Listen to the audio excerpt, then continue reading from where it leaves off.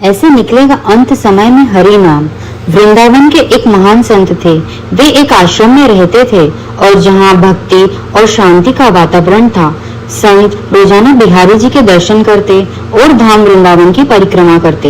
एक दिन संत जी को परिक्रमा करते समय एक तोता जमीन पर पड़ा हुआ मिला। संत ने पहले इधर उधर देखा कि कोई तोते का मालिक तो नहीं है। फिर संत उस तोते के पास गए तो देखा कि तोते की हालत बहुत खराब थी। वो जल्दी जल्दी सांस ले रहा था। संत जी ने जल्दी से उस तोते को पानी पिलाया और उसे अपने साथ आश्रम ले आए। तोते को थोड़ा खाने पीने को दिया और आराम करने को अंदर कुटिया में सुला दिया। संत जी ने उस तोते की बहुत देखभाल की और 2-3 दिन बाद वह तोता एकदम सही हो गया। संत ने उस तोते का नाम राम रखा।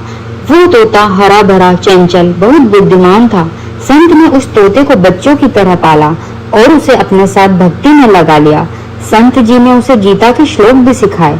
प्रतिदिन प्रातः काल तोता उठकर मधुर स्वर में भगवत गीता के श्लोक गाता।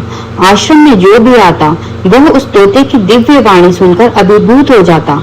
लोग कहते, बाबा आपने तो तोते को भी ज्ञानी बना दिया। संत मुस्कुराते हुए बोलते, भक्ति किसी भी रूप में आ सकती है। यदि भाव शुद्ध हो, पंछी भी भगवान का नाम ले सकते हैं। परंतु एक दिन आसमान में घनघोर बादल छा गए।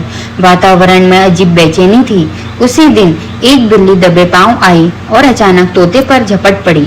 तोता चीखते हुए टाई टाई करते हुए उस बिल्ली की पकड़ में आ गया और अंतर्धान हो गया। अब संत मौन हो गए।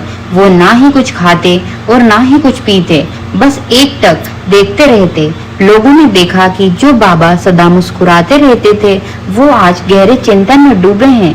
लोगों ने बोला, बाबा क्यों दुखी हो रहे हो? हम आपको दूसरा तोता ला देंगे और उसे भी गीता के श्लोक रटवा देंगे।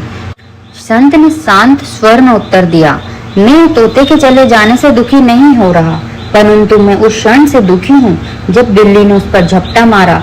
उसने कोई श्लोक नहीं बोला, वह बस टाई टाई किया। मैं सोच रहा हूँ कि मैंने जीवन भर भागवत पढ़ी है, पर जिस क्षण यमराज मुझ पे झपटेंगे, क्या मेरे मुख से श्लोक निकलेगा या केवल डर और भ्रम से टाई टाई निकलेगा?